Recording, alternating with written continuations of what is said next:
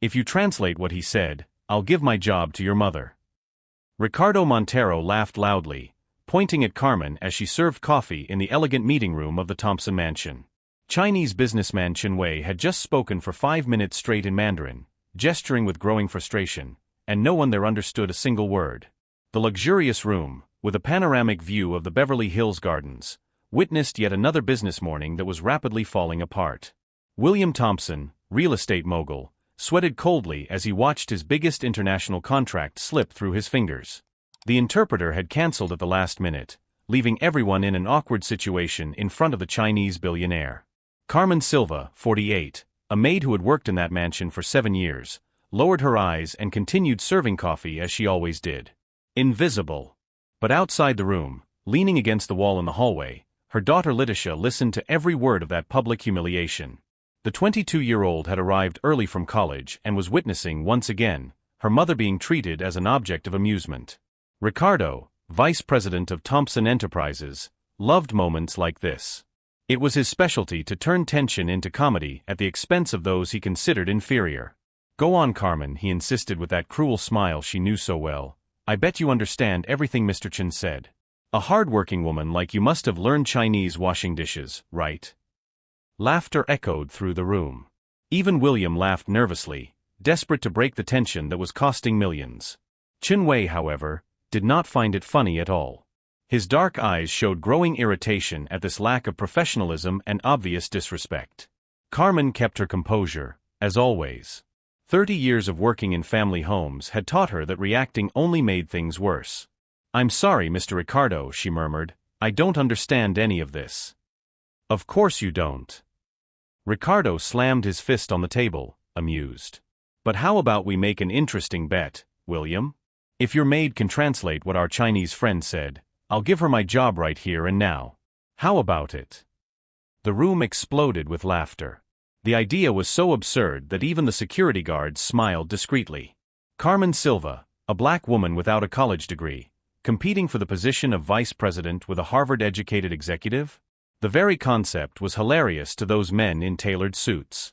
Letitia, outside, clenched her fists. But something in her eyes was not ordinary anger. It was the dangerous serenity of someone who keeps powerful secrets. She took a deep breath, adjusted her university backpack, and took a step toward the door. What Ricardo Montero didn't know was that this young maid's daughter had spent the last 4 years studying international relations with a specialization in the Asian market. And what none of them could have imagined was that she had been speaking Mandarin for 7 years, ever since she secretly decided that one day she would transform her mother's life. While everyone laughed at the joke about Carmen translating Chinese, Letitia smiled slightly. They had no idea what was about to happen. If you're enjoying this story of justice and reversal, don't forget to subscribe to the channel, because what's coming next will leave you speechless. The humiliation didn't stop there. Ricardo was having too much fun to let this golden opportunity pass him by. "You know what, William," he continued, rising from his Italian leather chair, "let's make this even more interesting.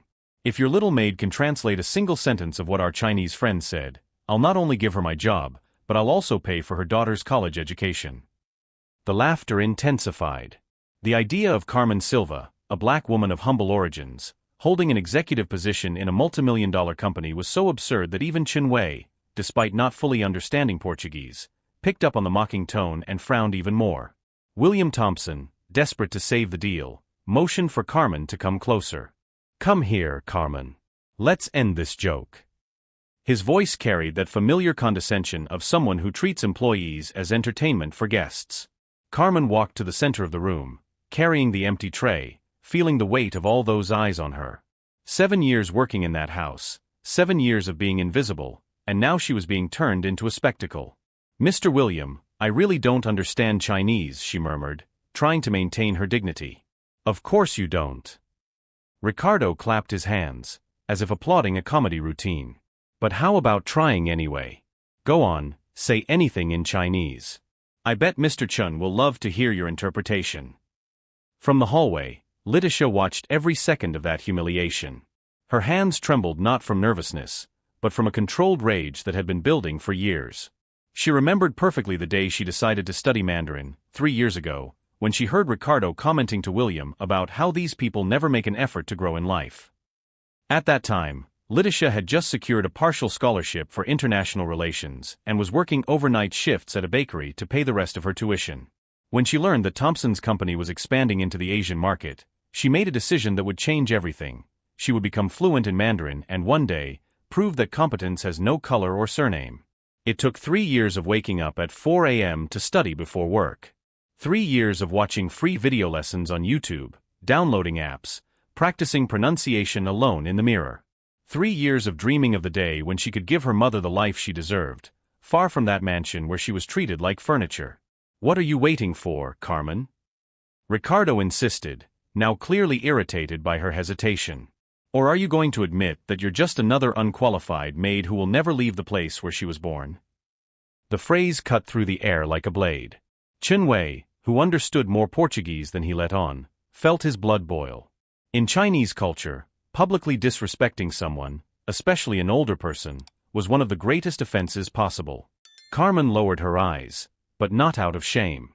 It was the same strategy she had used for decades to survive in hostile environments, to make herself small so that predators would lose interest. "I'm sorry, Mr. Ricardo. You're right." "Of course I'm right." Ricardo was elated now, feeling like the center of attention. "That's the difference between us and you. We prepare ourselves, we study, we get qualified. You just wait for opportunities to fall from the sky." Letitia clenched her fists. Every word was a personal affront, not only to her mother, but to everyone who worked through the night to study, who woke up before sunrise to turn impossible dreams into reality. Ricardo had no idea that he was talking to one of those people. William, realizing that the situation was becoming too awkward even by his standards, tried to intervene. "Ricardo, I think that's enough. Let's focus on business." "Business?" Ricardo laughed loudly. "What business, William? Our interpreter has abandoned us, our client is clearly angry, and you want to do business? The only person in this room who at least tried to communicate with him was your maid, and look what happened." Chen Wei had reached the limit of his patience. He stood up abruptly from his chair and spoke in Mandarin for almost 2 minutes, his voice laden with indignation and disappointment. He gestured toward Ricardo, then pointed at Carmen, clearly expressing his outrage at the situation. "There you go." Ricardo shouted, as if he had just proven his point. "He's obviously furious at our lack of professionalism. Congratulations, William. You just lost the biggest contract of your career by trusting amateurs." But Letitia, from the hallway, had understood every word Chen Wei said. The businessman wasn't just angry about the lack of an interpreter. He was genuinely shocked by Ricardo's disrespect, comparing him to small men who build their egos by stepping on others, and saying he would never do business with people who treat employees like objects of amusement. Chen Wei had also mentioned that he grew up poor in Shanghai, that his own mother worked as a maid to pay for his education, and that he recognized in Carmen the same quiet dignity that his mother maintained in the face of adversity. Finally, he had said something that made Letitia's heart race, that he would cancel all business with that company unless someone there showed the slightest bit of respect and professional competence in the next 5 minutes. 5 minutes. That was all Letitia had. She took a deep breath, adjusted her university backpack, and took a determined step toward the door. 7 years of humiliation. 3 years of secret preparation. And now, 5 minutes to change her mother's life forever. What Ricardo Montero didn't know was that he had underestimated not only Carmen, but an entire family that turned obstacles into steps on a ladder that would take them much higher than those men in suits could ever imagine. Every insult had been fuel. Every laugh, motivation. And now it was time to cash in. Letitia adjusted her university backpack and took a deep breath. 5 minutes. That was all Chen Wei had given that company before definitively canceling the multimillion-dollar contract. 5 minutes that would determine not only the future of Thompson Enterprises, but also whether years of secret preparation would finally bear fruit. She had spent the last 3 years not only studying Mandarin, but also immersing herself in Chinese business culture, negotiation protocols, and the cultural nuances that made the difference between a successful deal and a total failure. Every morning she woke up at 4 a.m. to study before work at the bakery. Every weekend she spent at the university library, devouring articles on the Asian market. She saved every penny to buy books on international business. What motivated her was not only the dream of a better life, but the painful memory of every humiliation her mother had suffered in that house. Like when Isabella, William's teenage daughter, had deliberately thrown orange juice on the clean floor and said, "Oops, your mother will have to clean it again." Or when Ricardo had commented in front of Carmen, "At least she knows her place, she doesn't dream of impossible things." Each cruel comment had fueled the plan that Letitia was meticulously constructing. She knew that one day she would have the opportunity to show that competence and intelligence had no color, social class, or surname. And that day had come sooner than she expected. From the hallway, she heard Ricardo intensify the humiliation. "You know, William, I think we should hire more maids like Carmen. At least they know they shouldn't have dreams above their station.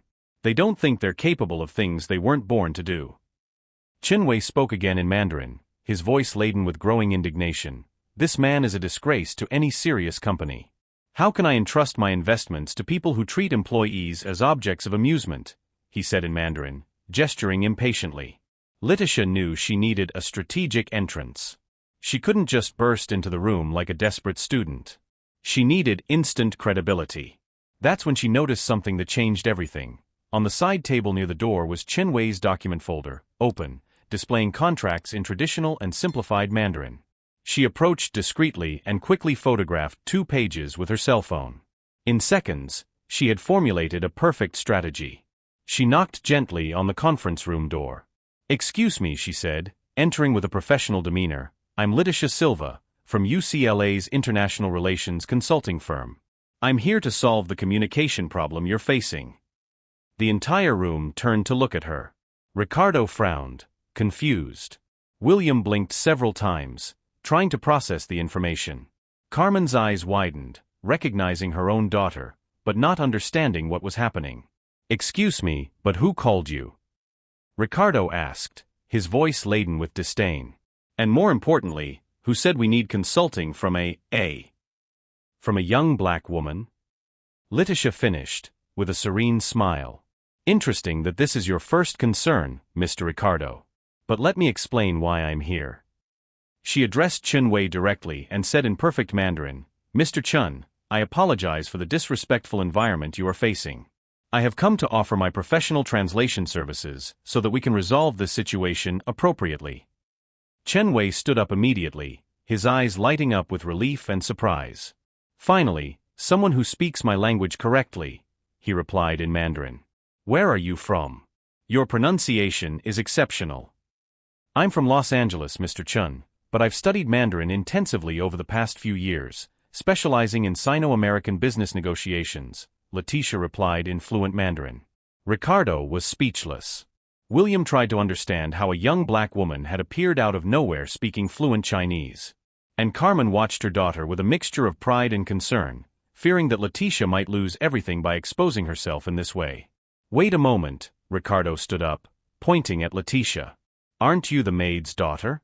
What the hell is going on here?" Chinwei, who had understood the question in English, looked from Letitia to Carmen, then back to Letitia. "Is this your mother?" he asked in Mandarin. "Yes, Mr. Chen. And that's exactly why I'm here. I heard the words you said earlier about respect, dignity, and professionalism. I came to offer the bridge of communication that this company clearly needs." Chinwei smiled for the first time since he had entered that mansion. "Interesting. Very interesting. And tell me, young lady, did you hear everything I said earlier?" "Every word, Mr. Chun. And I can assure you that you will be satisfied with the solution I propose." That's when Ricardo exploded. "This is ridiculous. You can't just show up here and interrupt our business. You're a maid's daughter, not an international consultant." Letitia turned to him with that dangerous serenity she had been perfecting for years. "Mr. Ricardo, you made a bet a few minutes ago. You said you would give your job to whoever could translate what Mr. Chen said. I'm here to accept that bet. But you're not the maid. The bet was with your mother." "The bet," Letitia said, taking her cell phone out of her pocket and showing a recording, "was exactly this: if anyone can translate what our Chinese friend said, I'll give up my job." "Your own words, Mr. Ricardo. And I have witnesses." Chinwei watched everything with growing interest. Not only did this young woman speak his language perfectly, but she also displayed an impressive strategic intelligence. William Thompson, realizing that the situation had completely spiraled out of his control, tried to intervene. "Letitia, right? Maybe we can talk about this in private. There is nothing to discuss in private, Mr. Thompson, Letitia replied firmly. A bet was made publicly. Chin Wei was publicly disrespected. And my mother was publicly humiliated. The resolution will also be public. Ricardo was red with anger. This is absurd. You are a student.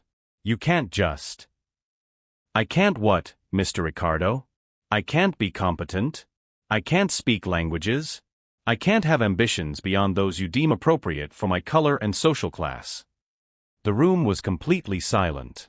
Chen Wei watched every word, every gesture, seeing exactly the kind of intelligence and dignity he respected in the business world.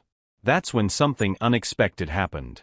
From a folder that Letitia had discreetly observed, she took out a sheet of paper and showed it to Chen Wei. Mr. Chen, I believe there is an error in the investment calculations on page 23 of your contract.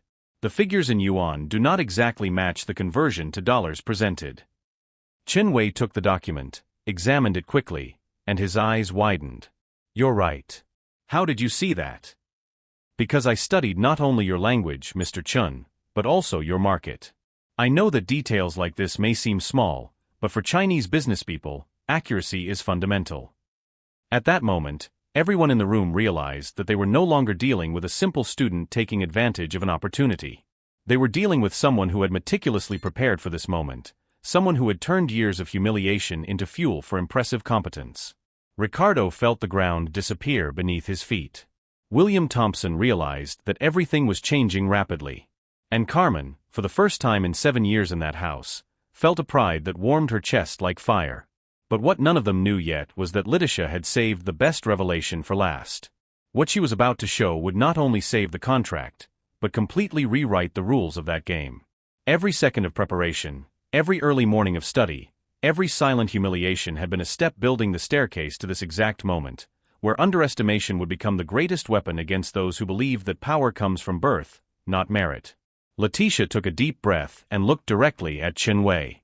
Mr. Chen, you said exactly this 15 minutes ago, and then in perfect Mandarin, she began to translate word for word everything the businessman had said. You said you were deeply disappointed with the lack of professionalism at this company.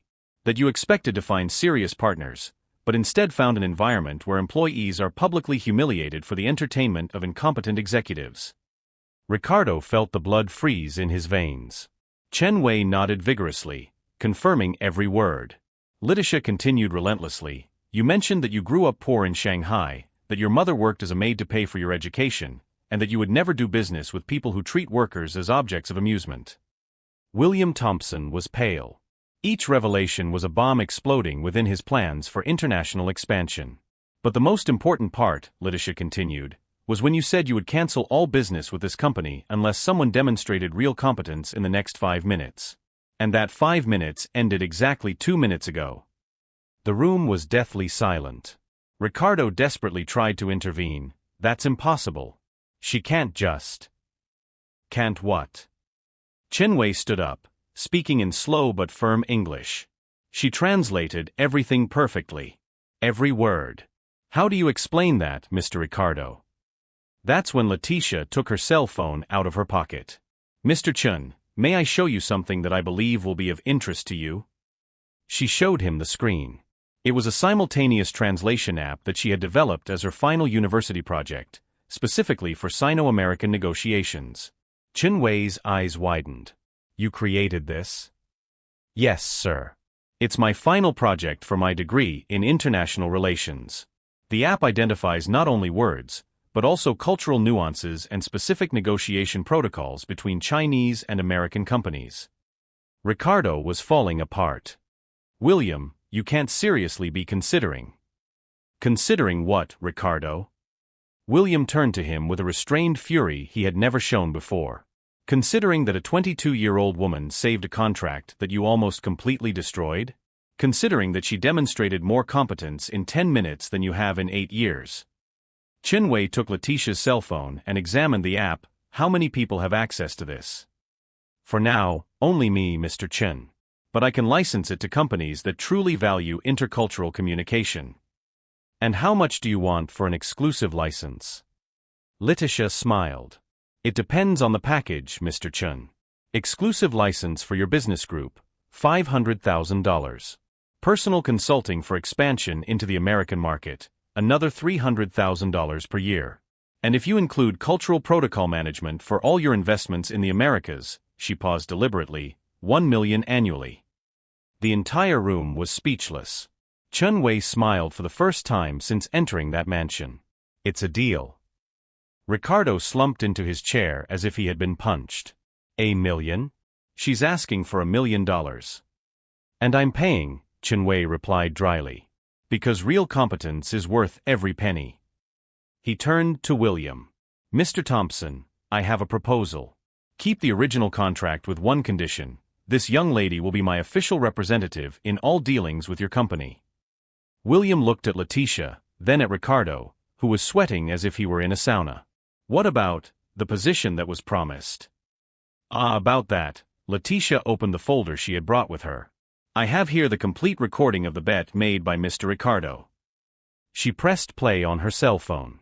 Ricardo's voice echoed through the room. If anyone can translate what our Chinese friend said, I'll give up my position. I bet she understands everything Mr. Chen said. Your own words, Mr. Ricardo, Letitia said calmly. Witnessed by everyone in this room. Ricardo exploded. This is ridiculous. You can't just record a private conversation. Private. Letitia raised an eyebrow. A business meeting at a company? With multiple witnesses? Mr. Ricardo, perhaps you should review your basic legal concepts. Chen Wei watched everything with growing admiration. Not only did this young woman speak his language and understand his culture, but she also demonstrated impressive strategic intelligence. William, Chen Wei said firmly, I only do business with people of integrity. This man, he pointed to Ricardo, lied about having an interpreter, disrespected employees in my presence, and now tries to renege on a publicly made promise. How can I entrust my company to an organization that tolerates this? William Thompson was at a crossroads. Losing Chen Wei meant losing $200 million in future contracts. Keeping Ricardo meant losing credibility with the most important partner in the company's history. Ricardo, William said slowly, you're fired. The silence that followed was deafening. Ricardo staggered. William, you can't. 8 years working together. I built half of this company's contracts. You almost destroyed the biggest contract in our history, William replied coldly. And worse, you did it by humiliating an employee in front of an international client. Carmen, who had watched everything in silence, finally spoke up. Mr. William, I can't accept Mr. Ricardo's position. I'm not qualified for it. Letitia turned to her mother with a proud smile. Mom, who said the position would be yours? She looked at William. The bet was that if someone translated, that person would get the position. I translated. The position is mine. Chen Wei clapped slowly. Brilliant. Absolutely brilliant. Ricardo was red with anger and despair. You can't do that. I have rights. I have a contract. Had, William corrected. As for your rights, consult your lawyer. I'm sure he'll explain how public verbal bets can have legal consequences. Letitia walked over to Ricardo and held out her hand. Mr. Ricardo, your office keys, please. And your access card. Ricardo stared at that outstretched hand as if it were a poisonous snake. The humiliation was complete. The maid's daughter had destroyed his career, his reputation, and his arrogance in a single masterful move. This isn't over, he muttered, handing over the keys with trembling hands. For you it's over, Letitia replied calmly. For me, it's just beginning. Chen Wei approached her. I have a question. How did you know I would be here today? Letitia smiled. I didn't know, Mr. Chen. But I've been preparing for any opportunity that might arise for 3 years. I studied not only Mandarin, but Japanese, Korean, and Arabic as well. Because opportunities favor prepared minds. And the app? When was it developed? I finished it last week.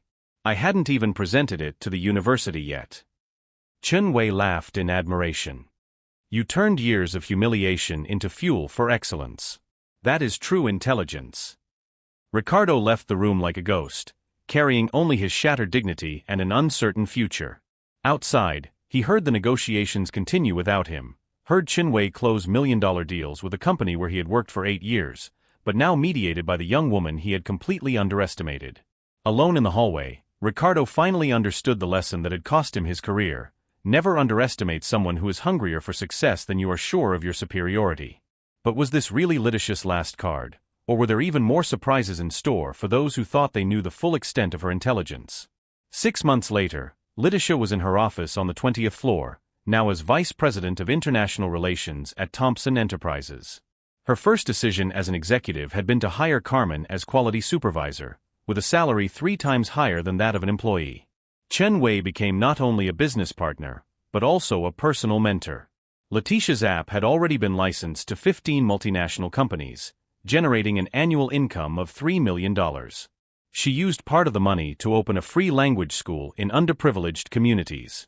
Competence has no color, age, or surname, she said in her corporate lectures. It only has results. Ricardo, on the other hand, was facing his new reality. Fired without a letter of recommendation, he struggled to find work. His arrogance had become an urban legend in the Los Angeles executive market. Businesspeople shared the story as an example of how prejudice can destroy careers. One Thursday afternoon, he showed up at Thompson Enterprises, waiting in the reception area. Letitia came down personally to greet him. "I came to ask for an opportunity," he said, eyes downcast. "Anything. I've learned my lesson." Letitia looked at him for a moment. "Ricardo, I've learned that second chances are earned, not asked for. When you prove that you've really changed, maybe the market will give you a new opportunity. But that's not up to me." He left with his head down, carrying the bitterness of someone who finally understood that humiliating others is the quickest way to humiliate yourself.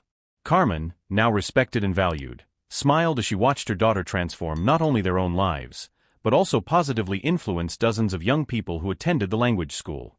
"Mom," Letitia said one Sunday night, "thank you for teaching me that dignity is not negotiable, even when the world tries to convince us otherwise." The best revenge was not to destroy Ricardo, but to build something greater than he could ever imagine. Letitia proved that when competence meets opportunity, neither prejudice nor arrogance can stand in the way of success. In the end, Ricardo tried to humiliate a family, but ended up humiliating only himself. Letitia and Carmen learned that true victory is not about putting down those who have hurt us, but about rising so high that they become irrelevant. If this story touched you, subscribe to the channel and share in the comments. Do you believe that merit always wins over prejudice? Your experiences can inspire others to never give up on their dreams.